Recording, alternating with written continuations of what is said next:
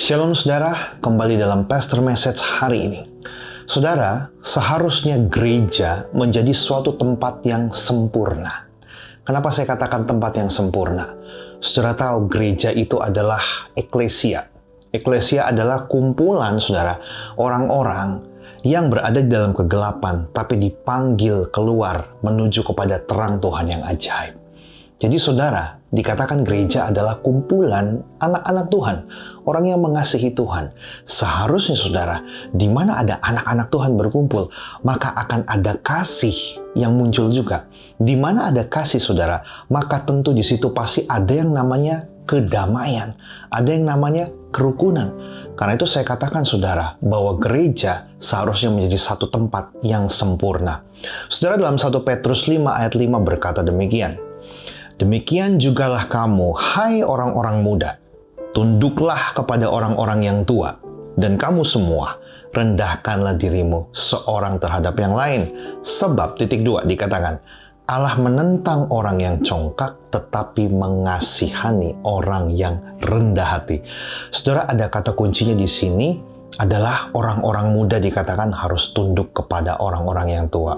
Sebagai orang-orang yang lebih muda, saya juga termasuk orang yang muda, saudara. Karena umur saya masih pertengahan 30-an, saudara. Belum sampai 40, saudara. Nah, saya harus bisa menghormati orang yang lebih senior daripada saya. Karena mereka semua itu menjalani kehidupan lebih dulu, saudara. Tentunya banyak pengalaman-pengalaman yang mungkin belum pernah saya rasakan, atau firman Tuhan apapun yang mungkin saya belum begitu mahir untuk melakukannya, saudara. Tetapi para senior kita itu mereka sudah diuji lebih dulu, mereka sudah melakukannya lebih dahulu. Tapi yang menarik, saudara, titik beratnya bukan hanya pada golongan muda saja. Setelah itu, saudara, dikatakan, dan kamu semua, rendahkanlah dirimu seorang terhadap yang lain. Yang namanya semua berarti bukan cuma yang muda, tapi yang setengah muda, saudara, yang tua, yang senior, atau juga yang benar-benar sudah lanjut usianya, saudara. Dikatakan bahwa rendahkanlah dirimu semuanya, seorang terhadap yang lain. Dan dikatakan bahwa Allah itu sangat menentang orang yang sombong, yang congkak, tetapi mengasihani orang yang rendah hati.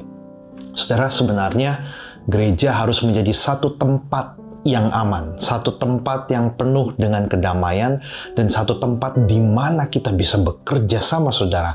Karena gereja terdapat perbedaan generasi yang sempurna, saya katakan. Coba saudara melihat, dan kita bayangkan sama-sama, saudara. Di gereja ada sekolah minggu. Mulai dari bayi, anak-anak, saudara, habis sekolah minggu ada lagi apa? Youth and teens. Lalu ada dewasa muda, lalu apalagi orang-orang yang tua sampai lanjut usia. Saudara bayangkan, ini adalah satu tempat yang sempurna. Karena semua generasi itu ada di dalam gereja, saudara. Tetapi kadangkala ada banyak orang yang berkumpul dalam gereja bukannya membuat suatu kedamaian, bukannya bekerja sama, saudara.